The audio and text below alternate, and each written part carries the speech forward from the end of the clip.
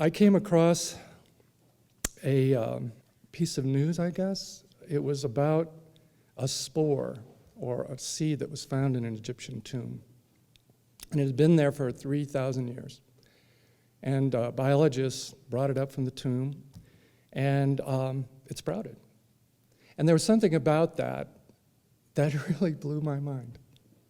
That seed existed in that darkness, waiting in some marvelous state of neither here nor there for the light and the fertility of earth to rise up and become alive.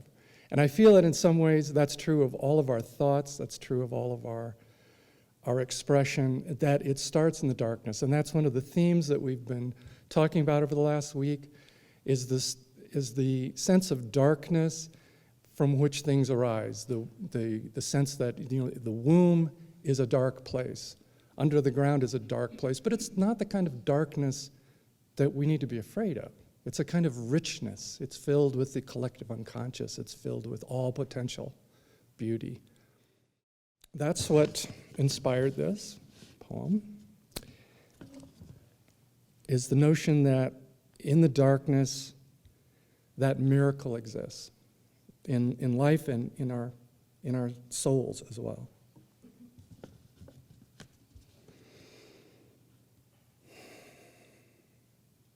In the tomb, a living death quiets the bosom. Nestled and interred, suspended at peace, canny in inert disguise, swaddled, embraced, moist with spiritual honey, invisible showers of milk, laying cool and buried, an afterthought, a forgotten refrain, until across an immediate universe silent obsidian lightning strikes, and a seed syllable tone echoes in the stillness.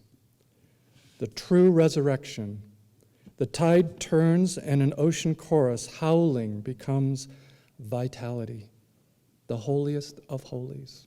No need for icon or idol. A thought that hasn't moved for millennium rustles, spiraling in golden ratios, untangling one atomic barn-dancing mote, flying about in rapture, in morphous ecstasis, threatening to revive the pharaoh and his consorts, ringing up the buried bones of servants and troops, calling priests to dine, with long-forgotten guttural choruses and chants, primordial physical urges, gyration and vibration. It stirs, exploding with the resonance of what can only be original love, with neutrinos whispering secret nothings, belting out quantum arias, enveloped in embryonic bliss without tangible light. This is the carrier wave that will beam us up, Scotty. Set the madding crowd a-twitter, awe-expanding upwards and outwards with that essence held like the last cinder, the first fire.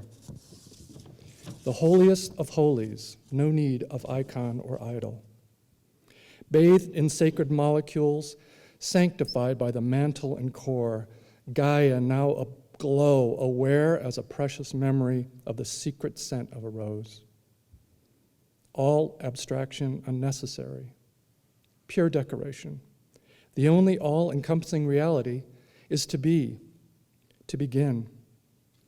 Can you even imagine, best beloved, the first living moment after timelessness in the crypt? The dance of the seven veils revealing infinity in the minute. All remains to be. Germinated with unexplainable antecedents, obsidian lightning, maple sap. How can we not speechlessly marvel, caught in our subconscious webs, as orgasms push the green nipple above the crust, Zarathustra writing haikus. A rhyme of Sino, no need of icon or idol, no instruction or punishing lacks, the only work left to be, to grow. O best beloved, the seed, the germ, the chromosome, the holiest of holies, all begins in darkness. A rhyme of sinew, no need for icon or idol, no instruction or punishing lack, the only work left to be, to grow.